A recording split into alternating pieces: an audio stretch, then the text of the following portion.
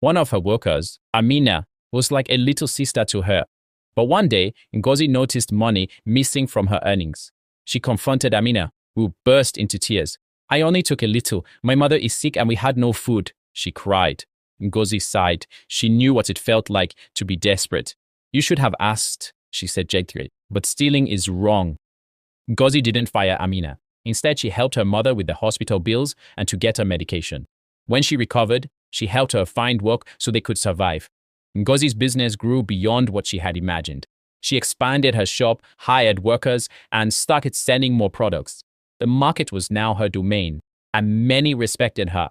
But success brought its own set of problems. Some envious traders spread false rumors about her, saying she used charms to attract customers. Others deliberately overcharged her when she bought supplies. But Ngozi was smart. She paid attention, learned from her mistakes, and refused to let anyone take advantage of her. Then came the biggest challenge, her past. One afternoon, as Ngozi counted her earnings, a familiar voice made her freeze. "Ngozi," she turned and saw Aunt Chika walking in from the shop entrance. Ngozi's heart pounded as she saw Aunt Chika standing before her, looking weak, worn out, and desperate. For years, she had imagined this moment, the woman who threw her away, now seeking help. But instead of feeling triumphant, she felt something unexpected: pity.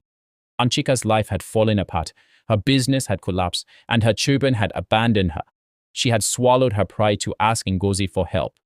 Ngozi stared at her for a long moment. This was the woman who had thrown her out, the woman who had watched her suffer.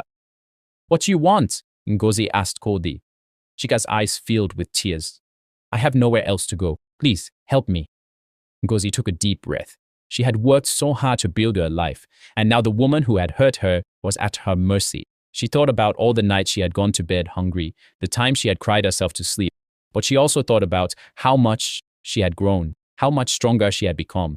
She could turn her away, just as she had been turned away years ago, but instead she chose to be different.